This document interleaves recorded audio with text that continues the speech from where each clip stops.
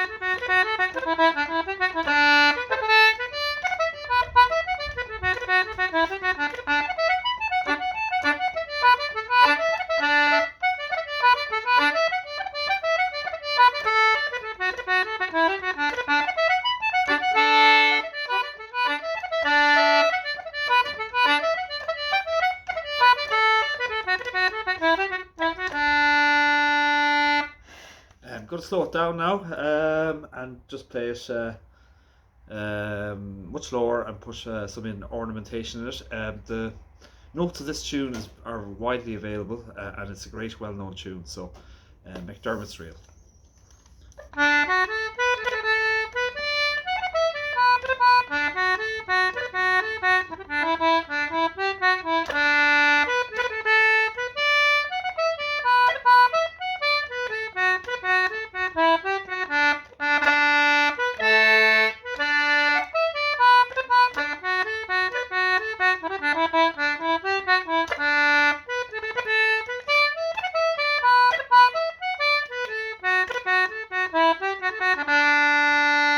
So some of the ornamentation I'm playing, the first part is, so you got grace notes, so a grace note on the A, which is ABA.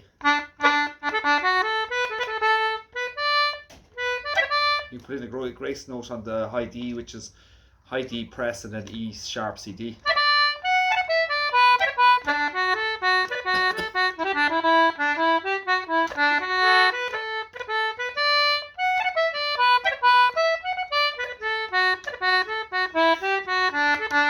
Also, you can also play grace notes on the D, which is DAD. You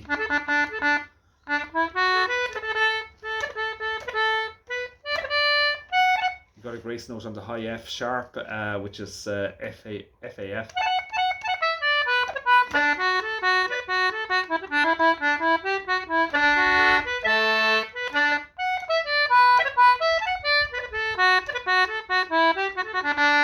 So again, that's just a sample of some of the ornamentations you can put in. You can also kind of harmonics like DAD and an F sharp,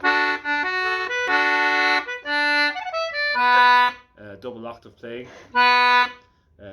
B. You can do that on those on any notes. So the second part.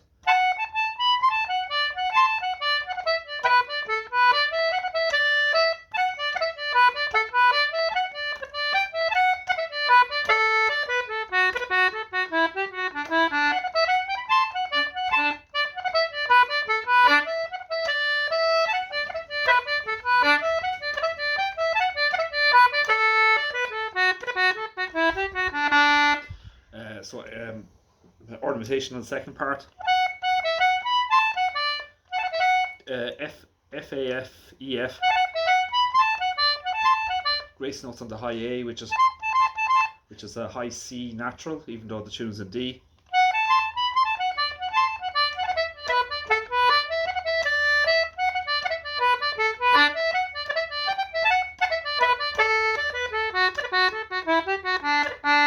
You've also got the grace notes on the D, low D, which is DAD. Again, they're all just examples of ornamentation. So ornamentation on the concertina, grace notes.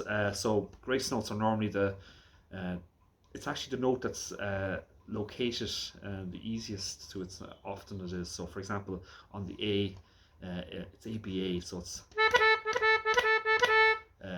G, GCG. E, high E on the pull, EFE. High F sharp, FAF. So they're just examples of grace notes. You've also got some kind of cran rolls as well that you can put in. But like a classic one is the D, which is D and then DBAD. But the secret of them is trying to make them as subtle as possible. So ornamentation there is just to embellish the tune, not so much to take over the tune. To embellish the tune and the rhythm and vary it. So the melody is perfectly nice without the ornamentation, but the ornamentation there is just to make it sound punchier or just put some variation into it. So second part.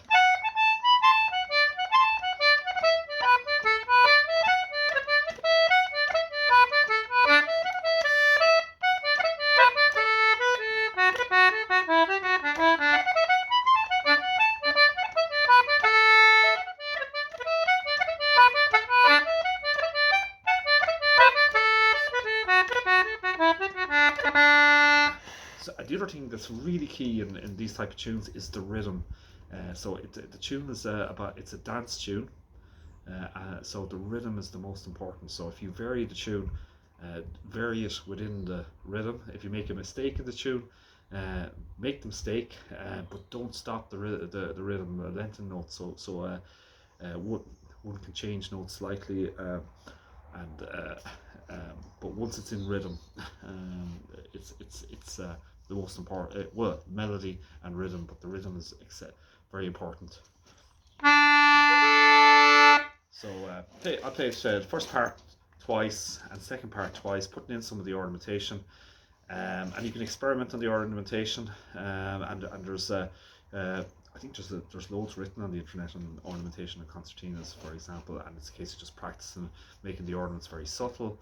The other thing is to know your concertina layout, where the notes are. So say for example, I would use the high D's and high E's on the left hand side mostly, and ornament on them on the right hand, even though there's a high D and a high E on the middle row on the right hand side as well, but you can use that as well, but mix them. Just know your be dexterous enough to be able to interchange the notes to suit the tune on the concertina. So let's try, play it very slowly. First part, second part twice.